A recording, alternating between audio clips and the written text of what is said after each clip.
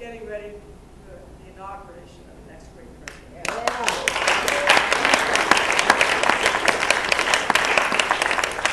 Hopefully that gives you a few ideas or thoughts, but I'm going to stop because I've now spoken briefly and see if anybody has any question of any sort they would like to ask. Somebody has to be first. Yes.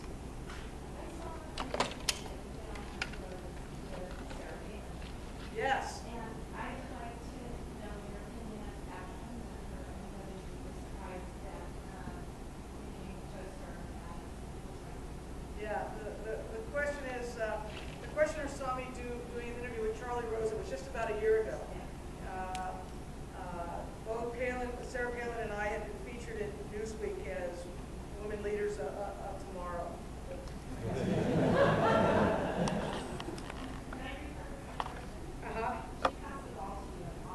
Yeah, well, anyway, although apparently a little bit of the vetting that McCain camp did do was watching that interview on that Charlie Rose show. So the question is, what do I think of Sarah Palin, basically? And I know her, you know, governors, we get together regularly. I've been on some panels with her, on some TV talk shows with her. She's a nice person. I mean, as a personality goes, she's a nice and an outgoing person. I'm not supporting her to be the Vice President of the United States, however. That's a big jump. And I'm not supporting her, number one, because she's supporting John McCain. And I think John McCain is just wrong. I mean, I think his ideas will take this country in the wrong direction. And that's what she has bought in this ticket for. She's on the wrong side. So for that number one reason, she shouldn't be the VP.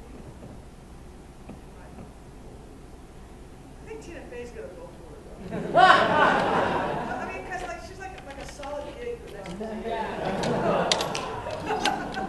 Did you see it last night? Anybody see it? Yeah. I'm sorry. It's just too funny. Okay, yes. I have a question.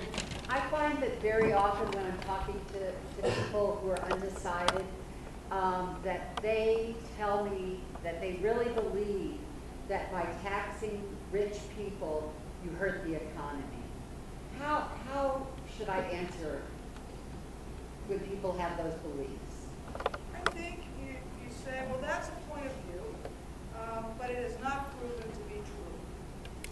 And the truth is in the pudding, and the pudding was this week. You know, the stock market went down how many hundreds of points. And it's not the stock market, but it's also this other thing, and that is the price of getting credit. Because as I said before in my remarks, this economy requires the easy and efficient flow of affordable credit to keep going and growing. And because you concentrated that so high and didn't really focus on how this economy really works, that house of cards came tumbling down. And so you really have to close your eyes to what has actually happened under that theory to still ascribe to it.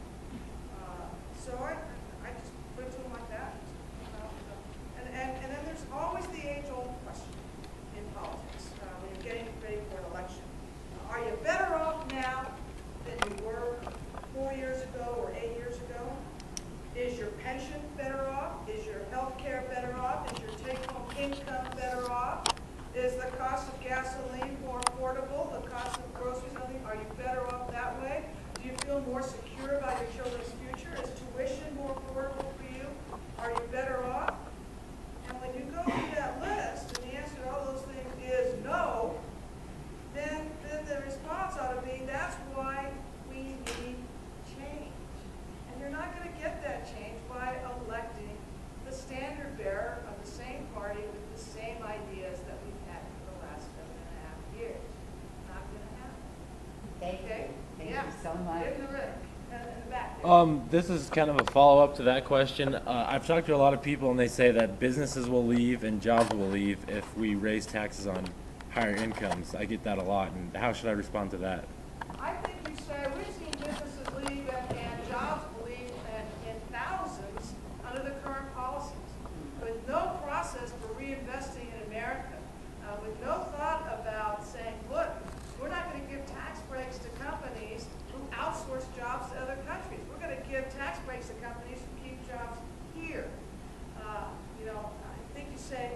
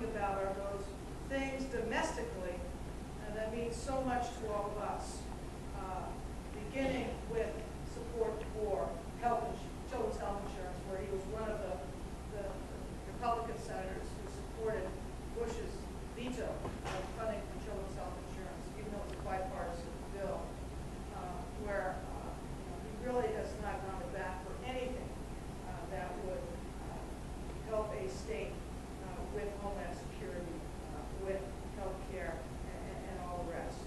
So it's a very perceptive question, because where people experience government at different levels, a lot of the places they experience it is from what they get at the state, and very, very different perspectives there. Yeah, I really prefer having Barack Obama answer that.